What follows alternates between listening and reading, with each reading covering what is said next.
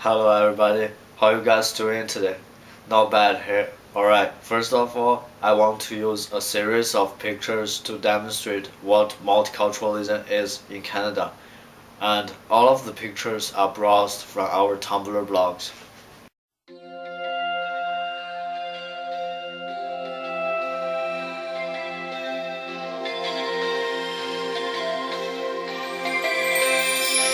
Baby boy，永远永远手牵手，一步两步一起走，永远永远要记得，我们要一起生活。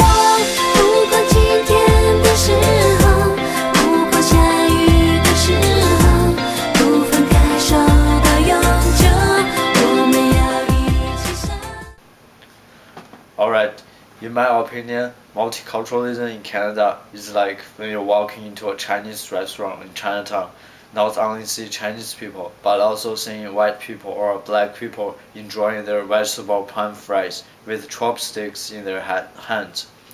It could also be like when you go to a library in your community center and borrow books in both English and other languages. So multiculturalism in Canada, in my head, means harmonious interactions of different cultures and friendly communications of different groups of people with different cultural backgrounds.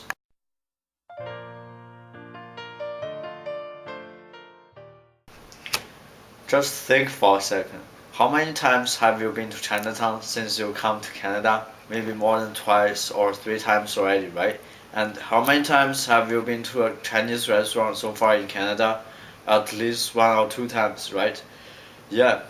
The debate or topic that I want to raise is how significant or important Chinese immigrants are to this nation, and how the lifestyle and vision for the world of a Chinese immigrant has been influenced by Canadian society and ideology. Just imagine how it's going to be like if there are absolutely no Chinese immigrants living in Canada.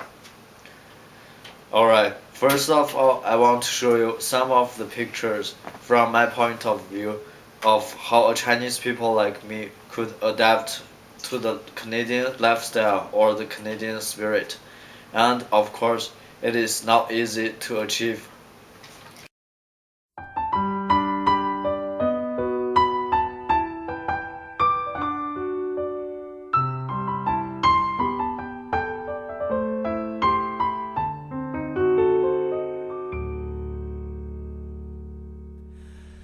东京、纽约，每个地点，带你去做幸福的地下铁，散步、逛街，找电影院，累了我就帮你提高跟鞋，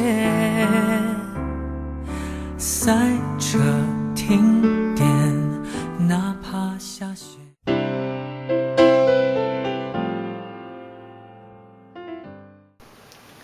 Alright, for the following, there are two interviews about those two issues that I have mentioned earlier. Just sit comfortably and enjoy the interviews.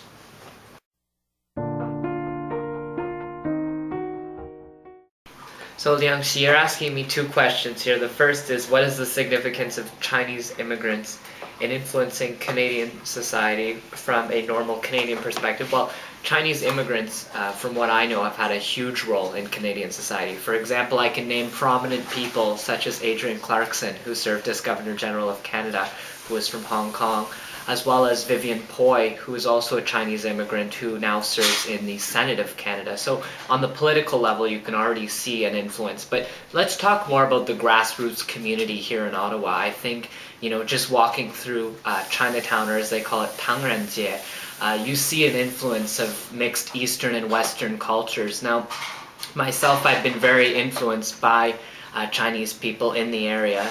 But I think all immigrants in Canada bring something special. They bring with them their culture, they bring with them their traditions, and they bring with them, of course, their language. So you can't go anywhere without really hearing Mandarin or Cantonese in some form, perhaps another dialect. So that's an influence, and a significant influence that Chinese immigrants have had, is that they've brought things that other cultures can't. They've brought their language, they've brought their tradition, as mentioned before.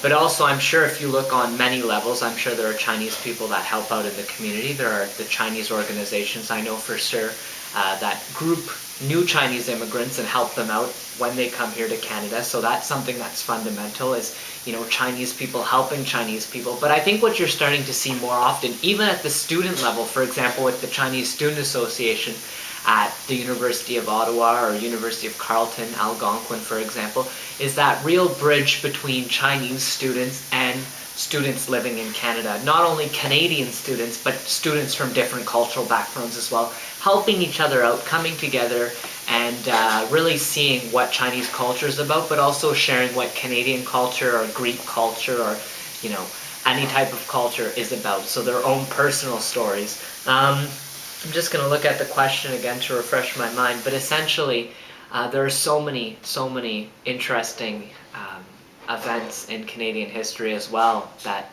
Chinese have played a significant role in, be it, you know, the construction of the railway across Canada, or you know, just their fight for their freedom with the Chinese Exclusion Act, and, you know, being recognized as people that now play a very significant role. And of course, with the world becoming more global, I think Chinese people, or I should say Canadian people, are finding that Chinese people are going to continue playing a greater role. So the country itself, China, is playing a larger role on the international scene.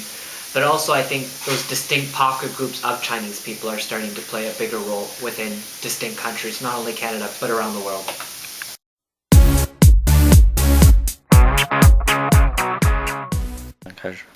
To be honest, Chinese culture is one of unique cultures on the planet. From country scale to individual, you will realize that when Chinese try to find a solution for a problem facing them, they will first look back and then try to absorb the idea and the solution from their 5,000 years of historical experience, which means Chinese living style is not easy to be converted into a totally different one. In another word, as the people converted China, but finally being converted by the people who were converted by them. Go back to this question, North America lifestyle is very different from the living style in China. When immigrants come to Canada, to be one of North American people, their lifestyle will be changed, but not much. They change only for basic needs. Let's just use Toronto as an example. On a Saturday night, if you drive past North York, you probably only see Asians, for example like Koreans, Japanese, Chinese, who has similar lifestyle, either going to the party or on the party in one of karaoke bar. When you drive by Little Italy, you will hardly find any yellow-faced people. So from my own point of view, immigrant in Canada, not only Chinese, they have two parts of their life. One is real North American life, such go for a coffee or beer, which their work made. The other one is a lifestyle they keep from their own. Yeah.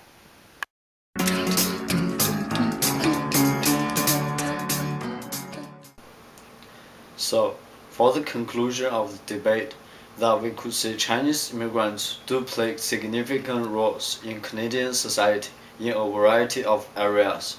Chinese immigrants do bring their special features to this nation, and they do convert these features to well fit into the whole society in the way of contributing their own knowledge and at the same time absorbing knowledge from the society. All I can say is that Canada needs Chinese immigrants not only for today but also for the days to come. Thanks. 还没跟你牵着手，走过荒芜的沙洲，可能从此以后学会珍惜天长和地久。有时候。